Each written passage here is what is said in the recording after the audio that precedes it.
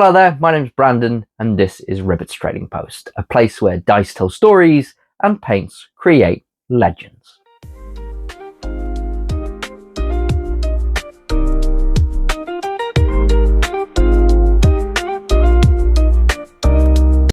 Okay, so welcome to the channel everyone, and welcome back if you're joining us for the second or third time.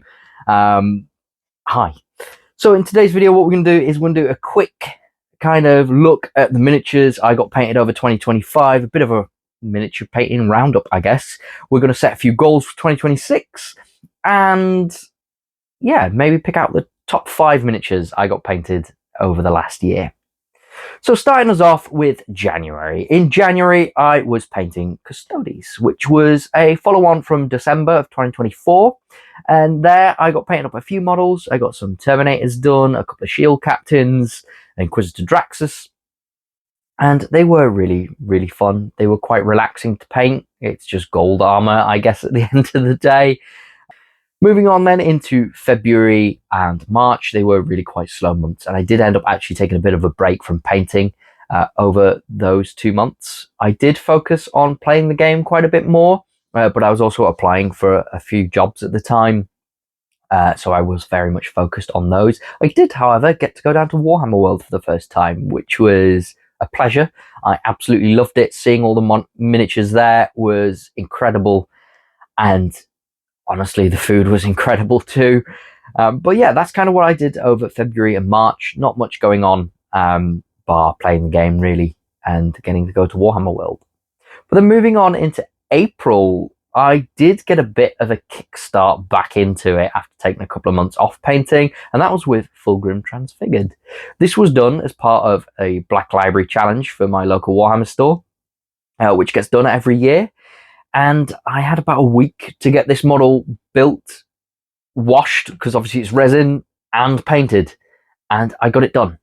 And I'm very proud of myself for doing that. The other thing I got painted in April was the Stormcast Underworlds team for the new Underworlds edition. So I don't have many pictures of these guys. I've literally just got the one that you should be seeing now. But these guys were good fun. These were painted up for my local Warhammer store. And yeah, I'm quite happy with how they turned out. Do they count as my miniatures? No, because they don't belong to me. They belong to the store, my local store. However, I did paint them, so I am counting them. That's going to be said the same for May. I got the Skaven side done at the start of May. And boom, here they are. They're just cool rats. I've never painted Skaven before. Am I happy with how they turned out? Yeah, absolutely. But the main thing I got done in May, and for those of you who remember what happened in May in 2025, it was the Emperor's Children release. Was it the army box I painted? No, but it was another Fulgrim. And this is Fulgrim, the Demon Primarch of the Emperor's Children for Warhammer 40k. And this is by far one of my best, if not the best model I've ever painted. He was a pleasure to work with. Working with a plastic Fulgrim after doing the resin one just the month prior, not even the month prior, it was about 2 weeks prior, was something just, it was a pleasure. It was a nice feeling. And like I said, he's probably one of my best miniatures painted today. I had a really good time with this model. But that was my May. I focused on Fulgrim and I got those few Skaven done for my local Warhammer store. Moving on then to June. In June, I did get some Emperor's Children painted. Like I mentioned earlier, it wasn't the Emperor's Children army set I pre-ordered. That is still in the cupboard, untouched. But it was the Emperor's Children Combat Patrol. I'm very proud of how these guys turned out. And hey, I went with a classic 40k Emperor's Children colour scheme for these guys because why not? It's cool. Black and vibrant pink. It looks really nice. I did do my own little twist on it a little bit. I did go with more vibrant blues rather than the mint kind of greens that the official paint job's gone for. And I did also, if you can see in the black armor, I did kind of tint it with a turquoise rather than doing your classic black highlighting with greys, just because I thought I'd add a bit more interest there. At the end of the day, it's Emperor's Children. The more vibrant they are, just the more they scream Emperor's Children in 40k, I guess. And I love the different animal prints I've got on these guys. It's just fun. Emperor's Children are just fun to paint. If you haven't painted Emperor's Children models and you have been thinking about it, go and do it and just have fun with them. Just have fun with them. But anyway, moving on to July and August. These were another 2 really slow months for painting, and I didn't actually get any miniatures painted in that time. However, I did have my birthday and I did get the Death Rattle army box for Age of Sigmar. And what I did do is I did a lot of lore building and kind of built my own Barrow Kingdom story, lore, rules for a custom character. And I did a lot of that throughout July and August. See, in July and August, it's really busy for my work. I work at a boat hire centre up in the Lake District in the UK. And this summer was really nice, so it was really busy. So I didn't get much painting done because I was so tired. But I did get a lot of building done and a lot of, lore building and storytelling, which was good fun.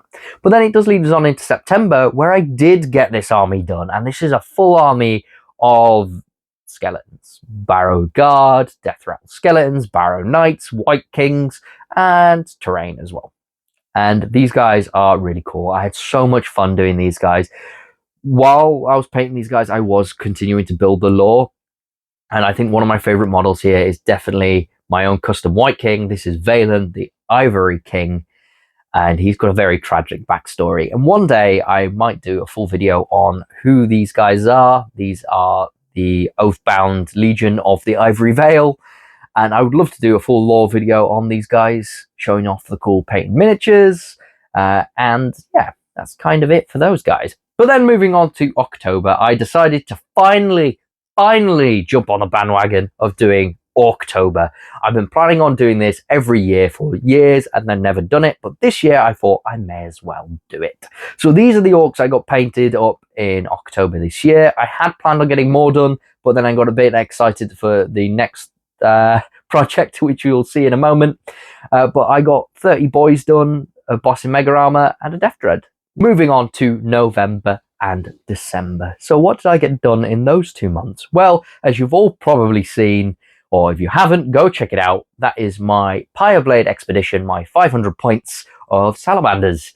And I do have a video going over who they are, the characters, all in, I'll link it down below. Go check it out if you're interested. It consists of a lieutenant, eradicators, 5 assault intercessors, 5 normal intercessors, and 10 Infernus Marines as well. I did get a bit more salamanders done than was shown in that video. I got about 6 Blade Guard done and pretty much finished a Judicia and an Apothecary Biologist as well, who will be added to make round up my army to about 1,000 points once I add in a couple of extra things. But that does bring us to a total miniature count of 2025 being 165 miniatures painted all together. I just realized I didn't mention I did also paint up the half of the Blood Bowl teams for the new Blood Bowl edition for my local store. I did half of the Bretonian team and half the Tomb King team, which if you were doing the maths, you might have gone, oh, he's got it wrong, but I haven't because they're there too. But yeah, that was a good number of miniatures painted and a lot more than I thought I'd got done. This year has been so busy and it's gone so quick. It started, it felt like it started, I blinked and it was done.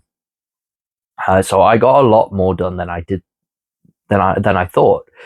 How many miniatures did you guys get painted this year? Was it more? Was it less than you were expecting? If you have counted, put the number down in the comments. I would love to see it. Let's jump on now to my top 5 miniatures, though, painted. Out of all the ones I painted in 2025, I'm stumbling my words.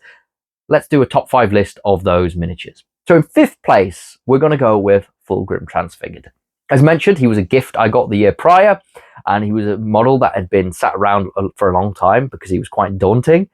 However, I did get him done.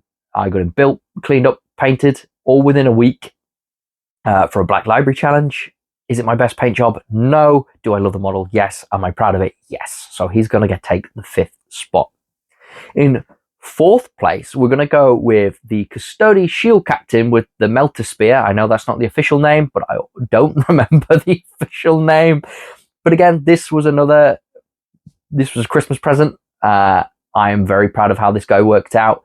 The face was probably the first face I properly painted or really tried on, and I'm so proud of how it turned out. So that's why he's taken this spot, is honestly down to the face, and it's a cool model. In 3rd place then, we're going to go with none other than Dagon Pyriel. If you want to see more about who he is and the lore behind him, go and check out my first video that I posted on this channel, the Pyreblade Expedition, where I dive a bit more into who they are and who this guy is. But anyway, 2nd place, it's going to go to Valen, the Ivory King. This is my custom kit-bashed White King for my Death Rattle army, who I built a lot of lore on throughout summer when I wasn't able to paint, and being able to kind of bring him into reality with a physical model was really cool. And yes, I use a commemorative series or White King model. I don't remember the official name, but I was able to get a hold of one of those and make a really cool miniature diorama here, which I did also write custom rules for him, which is good fun. And in a future video, I will go on to who these guys are, so I'm not going to say too much more about him now. But then, bringing us to 1st place, and my favourite miniature, my top miniature painted in 2025, is going to go to Fulgrim for 40k, the Demon Prince, or Demon Primarch of the Emperor's Children.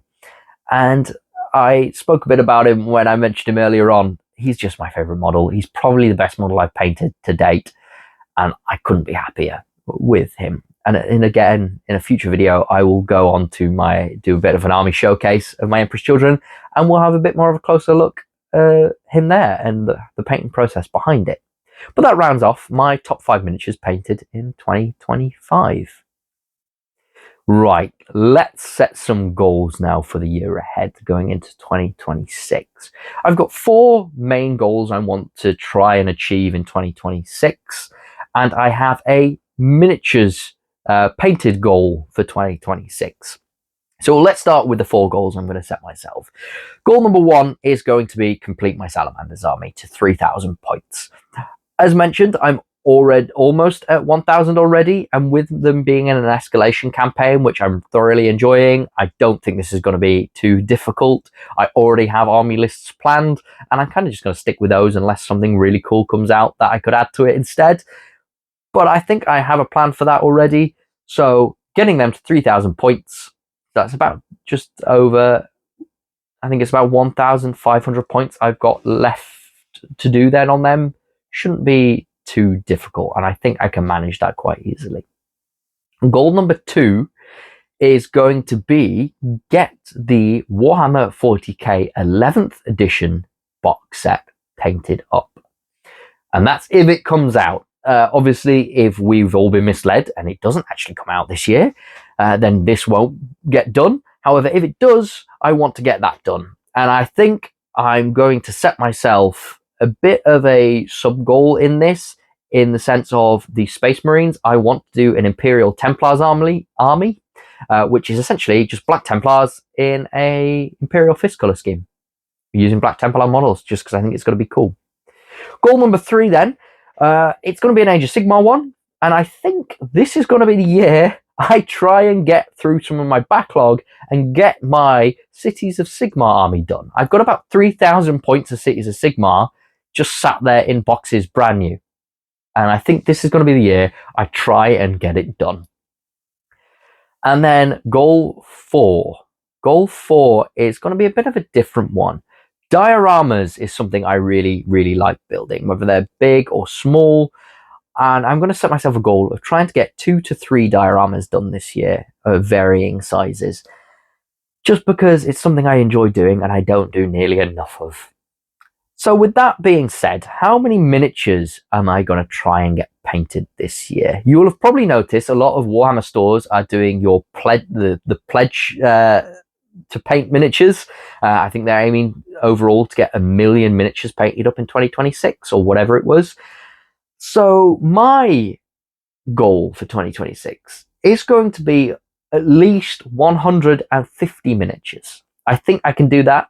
I got more than that done in 2025. However, with wanting to focus on some more dioramas, I don't want to make it a chore just in case. So I'm going to say 150 and play it a bit safe.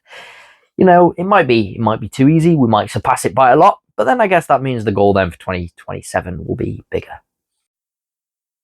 Okay, so that's going to wrap up the video. I got a lot more miniatures painted in 2025 than I was expecting, to be honest with you. Do you guys have a number of miniatures? Did you even count them? You know, if you have, pop it down in the comments below. Do you have a favorite miniature you painted up in 2025? You know, again, let me know. I would love to hear about it. Have you set yourselves any goals for 2026? If you have, share them down in the comments and let's work on them over this next year together, and let's build this community up over 2026. I am very excited to see where this channel goes. Massive thank you to those of you who have supported the channel so far by subscribing. If you haven't already, please do go and hit the subscribe button down below. Like the video, go watch the previous ones if you haven't. And yeah, that kind of sums everything up. So happy New Year to everyone. Let's see what 2026 holds for all of us. And I will see you all next time. This is Ribbit's Trading Post. Bye.